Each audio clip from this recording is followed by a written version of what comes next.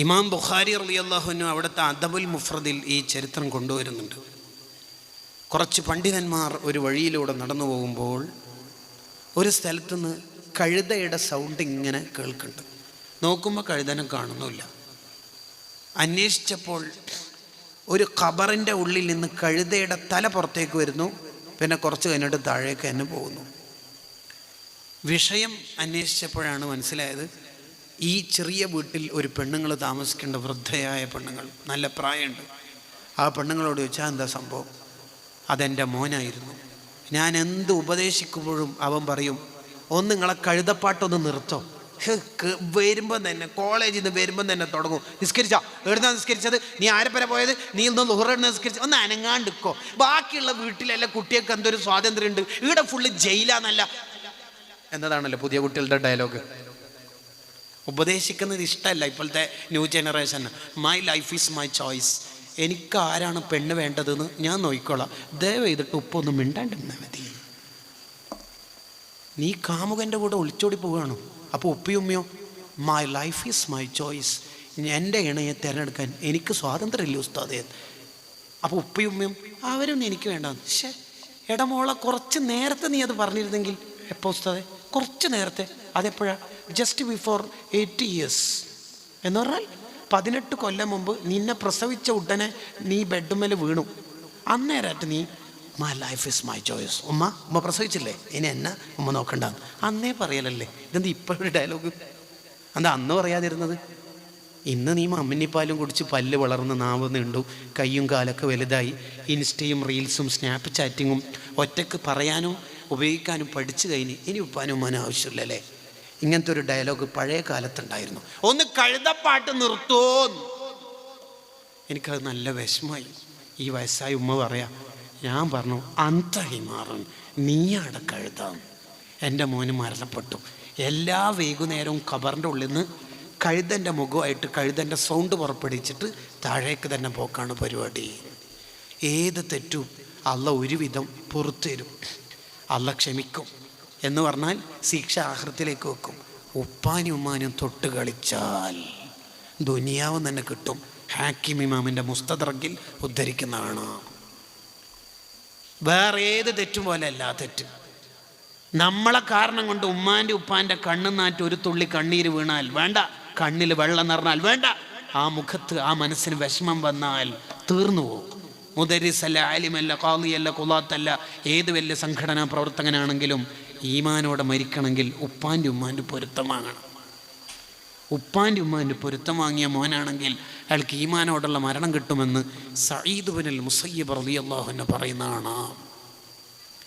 നമ്മളെ ഉമ്മാൻ്റെ എല്ലാം മടിയിൽ എത്ര തവണ കാഷ്ടിച്ചിട്ടുണ്ടാവും, മൂത്രമൊഴിച്ചിട്ടുണ്ടാവും. പമ്പേഴ്സൊക്കെ ഇപ്പം വന്നതല്ലേ. നമ്മൾ ടോയ്ലറ്റിൽ പോയാൽ ഇടത്തെ കൈ കൊണ്ടല്ലേ നജസ് ടച്ച് ചെയ്യുള്ളൂ.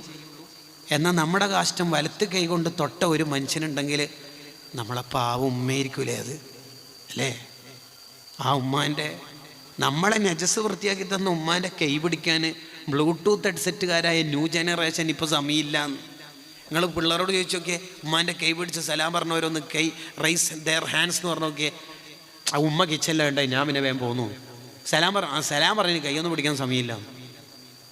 നേരമില്ല ഇപ്പോഴത്തെ കുട്ടികൾക്ക്. കണ്ടോ, ഉപ്പ കൊണ്ട തണലാണ്, ഉപ്പ കൊണ്ട വെയിലാണ് നമ്മളിപ്പം കൊള്ളുന്ന തണൽ എന്ന് പറഞ്ഞാൽ.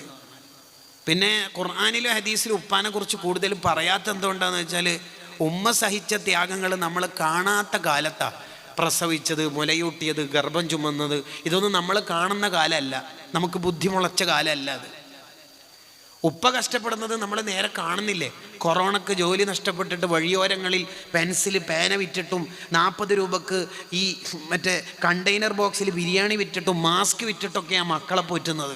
ഉപ്പമാർ പാവങ്ങൾ കഷ്ടപ്പെടണം. ഒരു ട്രെയിനുകളിൽ നിന്നൊക്കെ ചില കച്ചവടക്കാരെ കണ്ടാൽ കരഞ്ഞു പോകും. പ്രായമുള്ള മനുഷ്യന്മാർ സഞ്ചിയിൽ നാരങ്ങ എടുത്തിട്ട് വിൽക്കുക.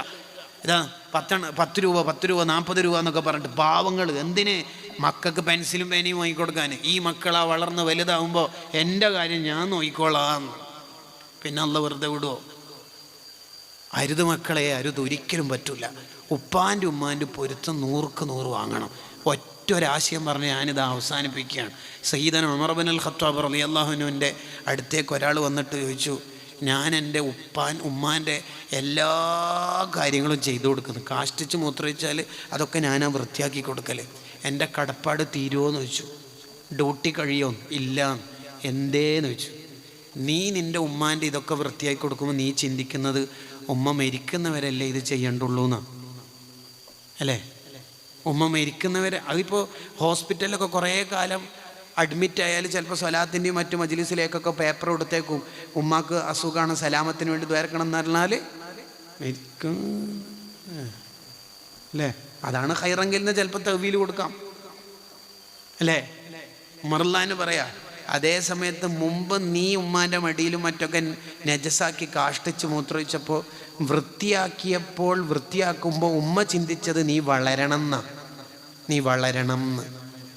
ഇപ്പം നീ ചിന്തിക്കുന്നത് ഉമ്മ മരിക്കണോന്ന്. എത്ര വ്യത്യാസമുണ്ട് മോനെ എന്ന്. ഞാനിതൊരു സ്ഥലത്ത് വയല് പറഞ്ഞിട്ട് തിരിച്ചു വരുമ്പോൾ എന്നെ ഒരാൾ കുറേ സമയം മുസാഫത്ത് ചെയ്ത് കെട്ടിപ്പിടിച്ചിട്ട് കരഞ്ഞിട്ട് പറഞ്ഞു, എൻ്റെ ഉമ്മാക്ക് സുഖമില്ല ഉസ്താദേ.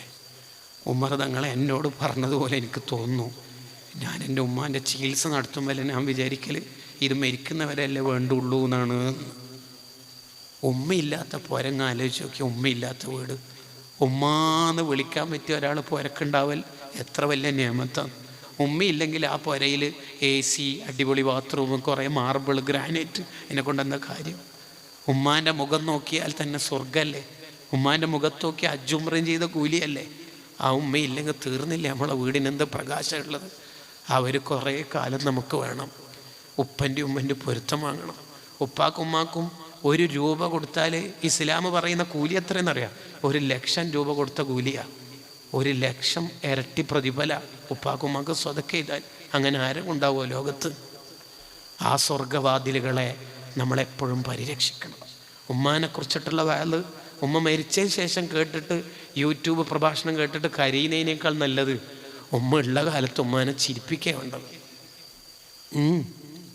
അങ്ങനെ ഉപ്പാൻ്റെ ഉമ്മാൻ്റെ പൊരുത്തുള്ള നല്ല മക്കളാവണം എന്ന് സൂചിപ്പിച്ച് ഞാൻ എൻ്റെ സംസാരം നിർത്തുന്നു.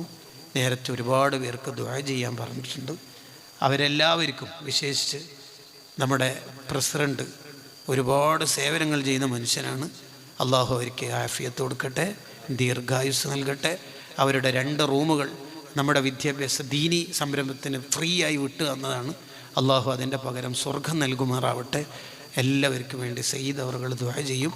ഞാൻ എൻ്റെ സംസാരം നിർത്തുന്നു. വാഖിർ ദഅവാനാ അൽഹംദുലില്ലാഹി റബ്ബിൽ ആലമീൻ. അസ്സലാമു അലൈക്കും.